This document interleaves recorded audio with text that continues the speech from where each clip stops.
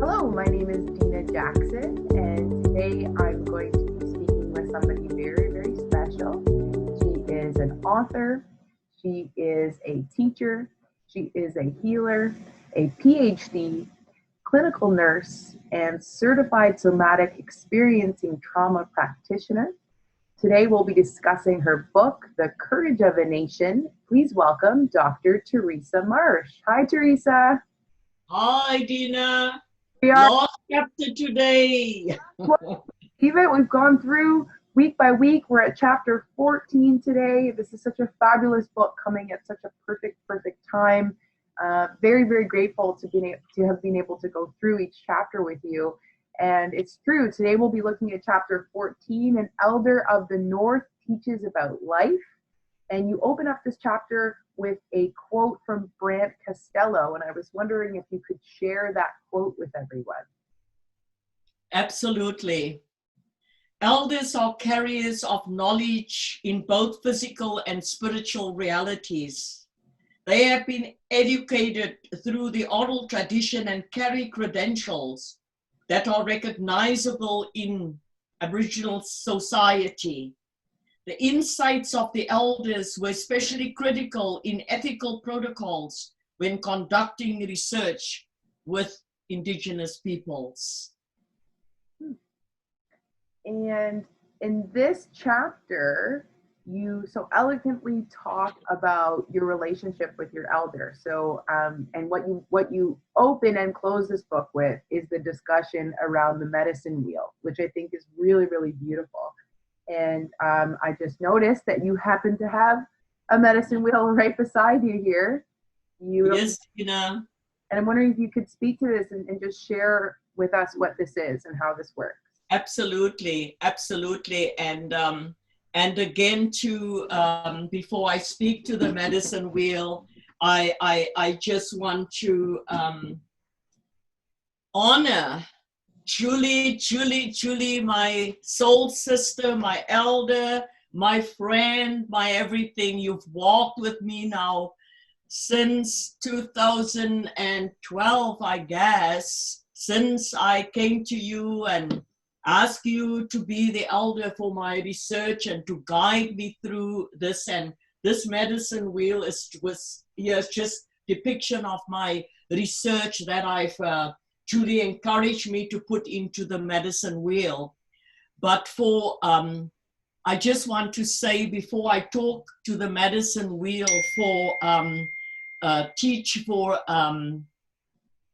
PhD students, Indigenous and non-Indigenous students, master students, undergrad students, when you enter the academic world, find yourself an elder, because they are carriers of the greatest wisdom. And I don't think I would have completed my PhD if it wasn't for my dearest friend, my elder, Julie. And Julie just carries so much wisdom. She still walks with me. She goes to me when I'm doing training in the communities. But one of the things that really, really stood out with Julie was how she always took me back to this Madison Wheel.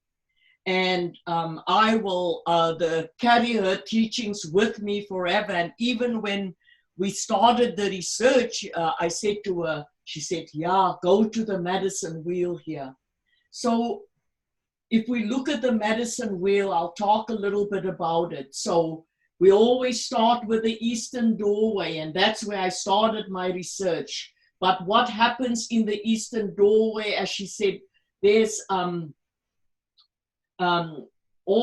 of the spiritual, it's the spiritual aspect, and all the spiritual stuff happens in that equation. It's our spiritual realm.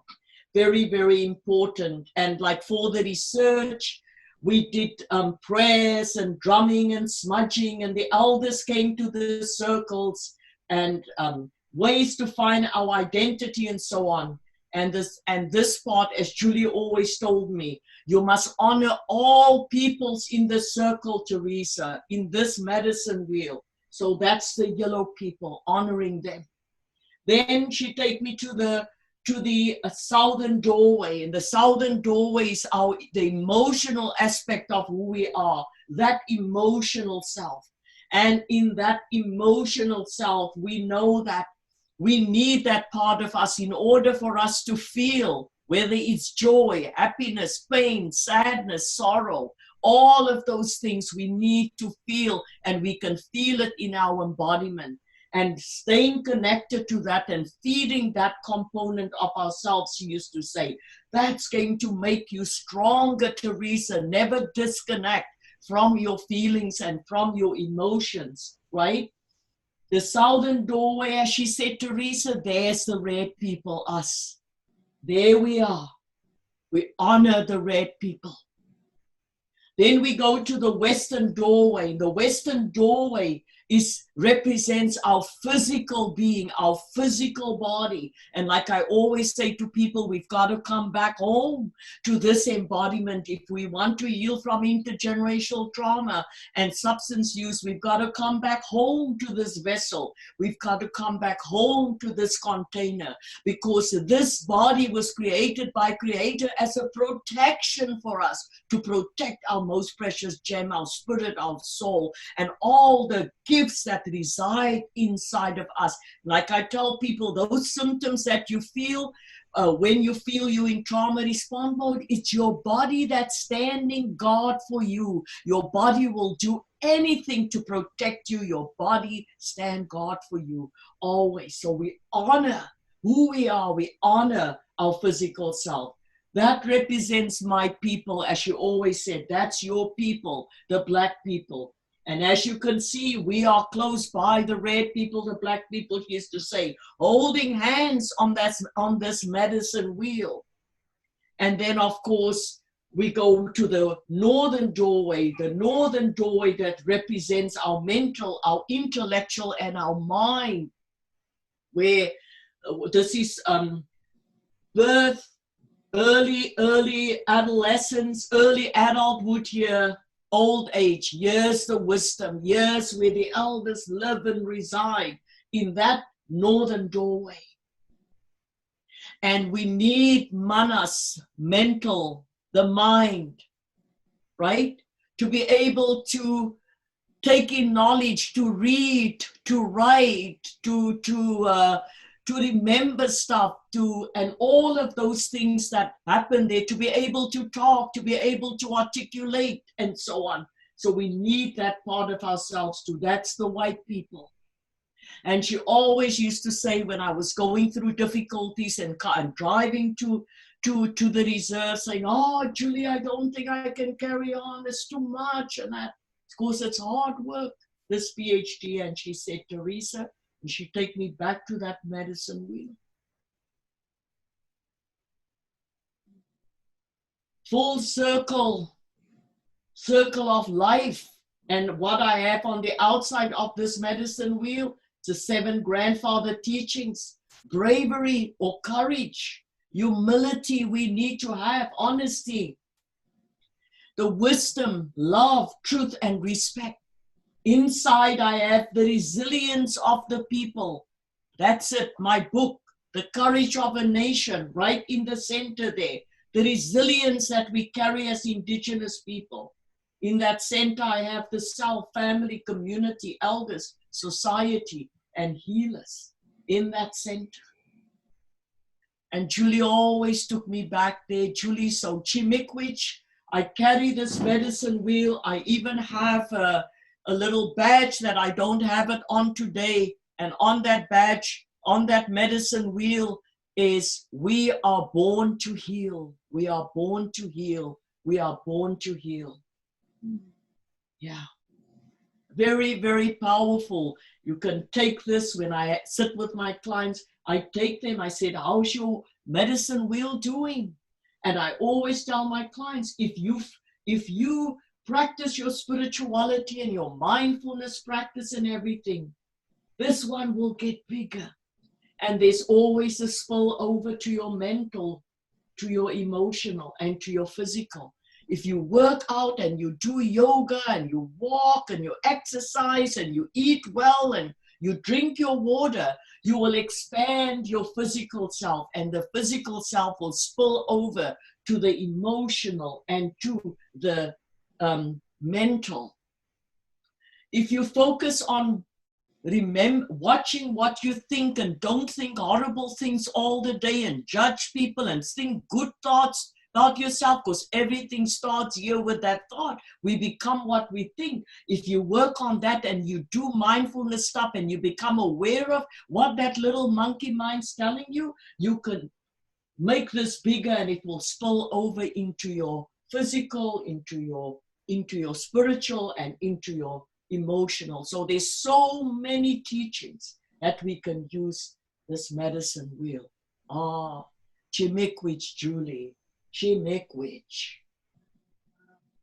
Very, very powerful. You're right. Could you hold it up a little bit to see the bottom half? Yeah, that's beautiful. Yeah, I love that. It's very fascinating to learn about, just with the concepts of things spilling over too. I love that.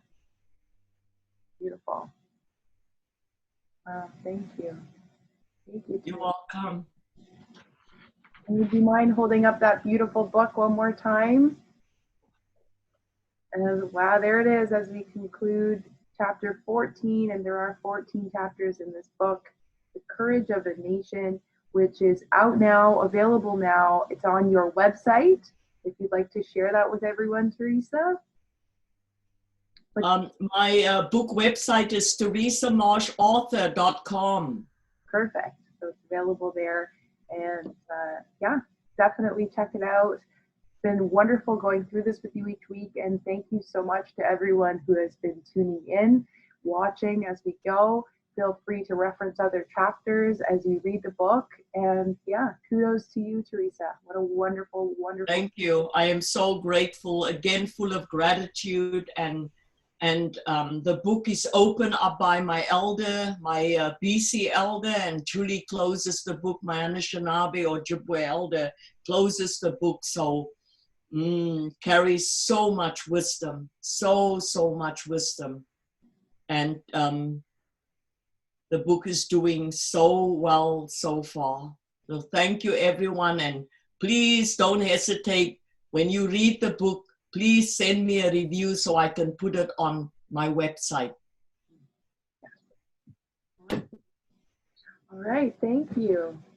Thank you, Dina. Thanks for all your time and effort that you've put into making these 14 videos happen. Of course, thank you for doing them with me. I'm very, very grateful for the opportunity. Wonderful.